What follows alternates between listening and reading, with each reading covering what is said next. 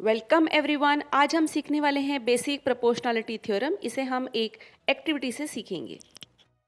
इस थ्योरम का स्टेटमेंट है, if a line is drawn parallel to one side of a triangle intersecting the other two sides in distinct points, then the other two sides are divided in the same ratio. Let's understand this theorem by the figure. In a triangle ABC, a line DE is drawn parallel to one side BC of triangle intersecting the other two sides AB and AC at distinct points D and E, divides the sides AB and AC in the same ratio. इस activity को करने के लिए पहले हम एक triangle बना लेते हैं। यहाँ मैं एक ट्रायंगल बना रही हूँ, ट्रायंगल ABC, जिसका बेस मैंने यहाँ ड्रॉ किया है। बेस के पॉइंट B पर मैं एक एंगल बना रही हूँ, 70 डिग्री का एंगल। इसी बेस के सेकंड एंड पर पॉइंट C पर मैं एक एंगल बना रही हूँ 60 डिग्री का। ये दोनों ही रेज जहाँ इंटरसेक्ट करेंगी वो होगा पॉइंट A। ट्रायंगल ABC का थर्ड वर्टेक्स, ये ट्रायंगल का थर्ड वर्टेक्स है A। अब मैंने साइड AB पर एक पॉइंट लिया है और उस पॉइंट से एक लाइन ड्रॉ कर रही हूँ जो कि BC के पैरेलल है।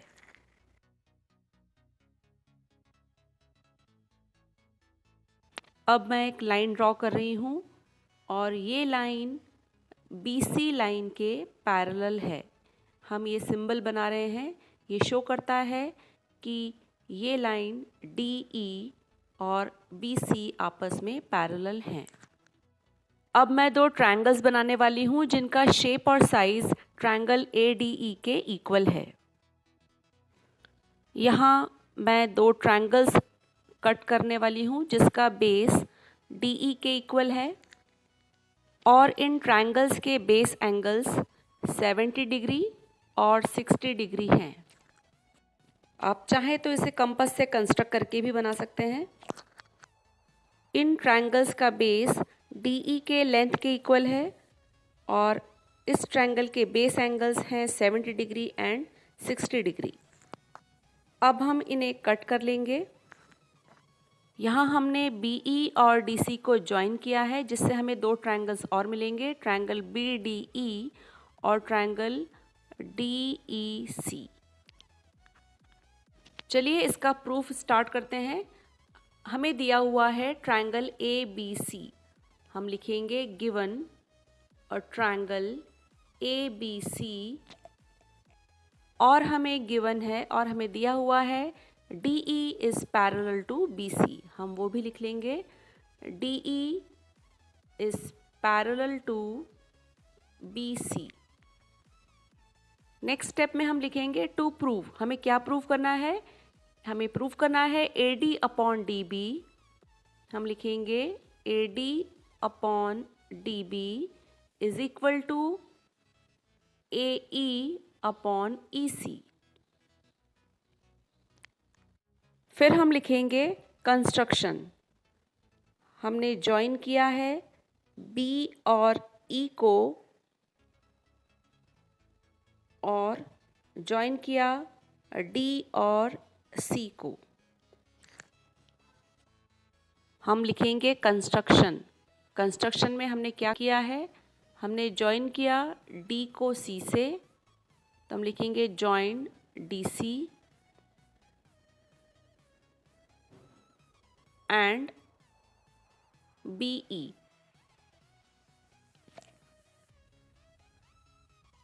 अब हम ट्रायंगल ADE में साइड AD पर एक परपेंडिकुलर ड्रॉ करेंगे फ्रॉम द पॉइंट E। तो हमने यहाँ E पॉइंट से एक परपेंडिकुलर ड्रॉ किया है साइड AD पर। ये परपेंडिकुलर EM है जो कि ट्रायंगल ADE की साइड AD पर है। हम कंस्ट्रक्शन में कंटिन्यू करेंगे। Draw EM perpendicular on AD। हम लिखेंगे draw EM perpendicular on AD। And अब हम इसी ट्रायंगल ADE पर वर्टेक्स D से एक परपेंडिकुलर ड्रॉ करेंगे AE साइड पर। मैंने कन्फ्यूजन क्रिएट ना हो इसके लिए मैंने दूसरा ट्रायंगल यूज़ किया है, सेम साइज़ का सेम शेप वाला एक दूसरा ट्रायंगल। तो मैंने यहाँ पर परपेंडिकुलर ड्रॉ किया है DN on the side AE of the triangle ADE। हम लिखेंगे draw DN perpendicular on AE। अब हम प्रूफ स्टार्ट करेंगे जिसमें हम एरिया ऑफ ट्रायंगल ADE और एरिया ऑफ ट्रायंगल BDE का रेशियो निकालेंगे। हम लिखेंगे एरिया ऑफ ट्रायंगल ADE,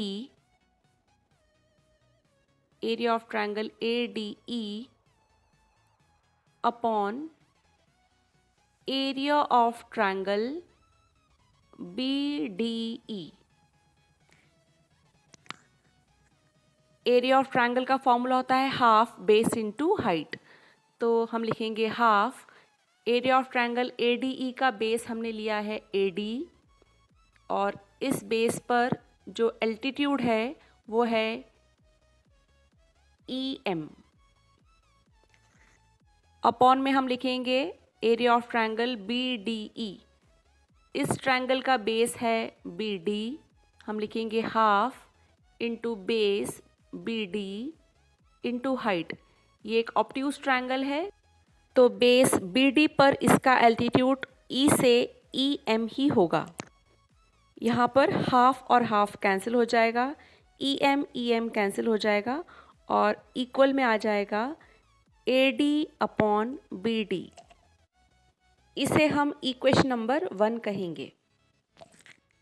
अब हम इन ट्रायंगल्स को हटा देंगे और दूसरा ट्रायंगल ADE जिसमें हमने एल्टीट्यूड DN ड्रॉ किया है वो प्लेस करेंगे और दूसरा ट्रायंगल DEC।